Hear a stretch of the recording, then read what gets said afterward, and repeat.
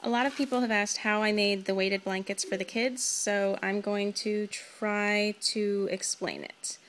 So I got a twin-sized fleece blanket and a twin-sized flat sheet, and I folded the flat sheet, if you've got your blanket and your flat sheet, I folded them in half this way, top to bottom.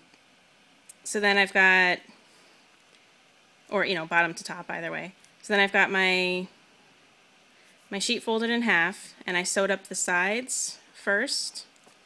Then I made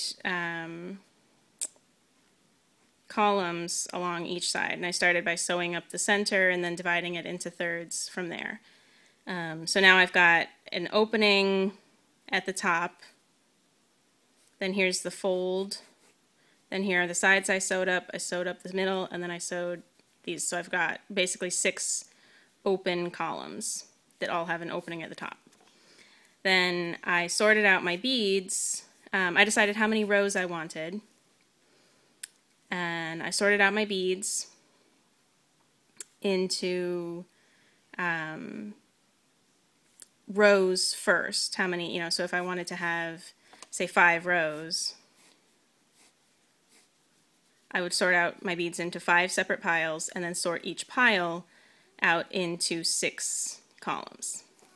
But I did that, I did them one at a time. So I had, I have 5 separate piles of beads, and I would sort out one pile into 6 first, and then the next one. So you take your first one that's sorted out into 6, and I just did this in little random containers in the kitchen.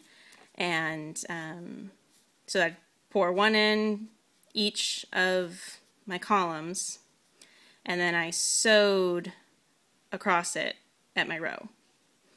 And then I take the next one, my next pile of beads, sort that into 6, put each one into a column, and sew across it. And so on. Take your next one, sort it out into your 6, pour it into each column, sew across it. And then once I had done my last one, I just sewed across the top of the whole thing. And you can do them, you can pour them all in at once, or you can kind of add them as you go.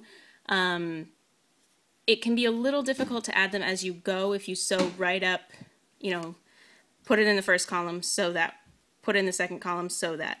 You don't want to take it off your sewing machine, because every time you take it off your sewing machine, you risk not closing up the space entirely the next time you put it back on your sewing machine. But it can be tricky to pour them into the column and have them all get to the very bottom while it's on your sewing machine.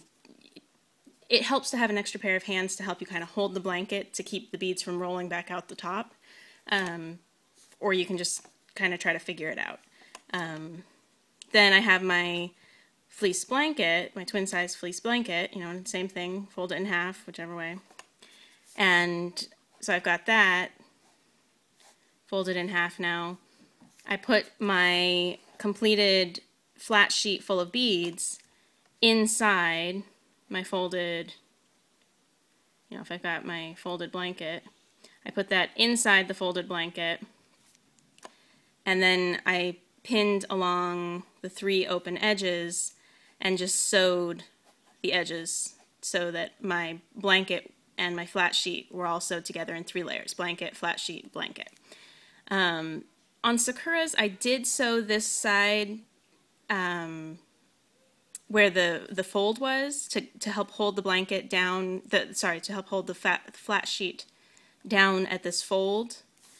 But with Nico's, for some reason, it was a lot tougher. My needle kept breaking, and so I just didn't sew the fold side, and his really doesn't seem to make a difference. I thought that, the flat sheet full of beads might bunch up over here, if this side wasn't sewed, but it really doesn't seem to. And if it does, just grab them by the other corners and give it a good shake, and it all goes back down the other way. But by having this grid of beads inside the blanket, it helps to keep the weight more evenly distributed.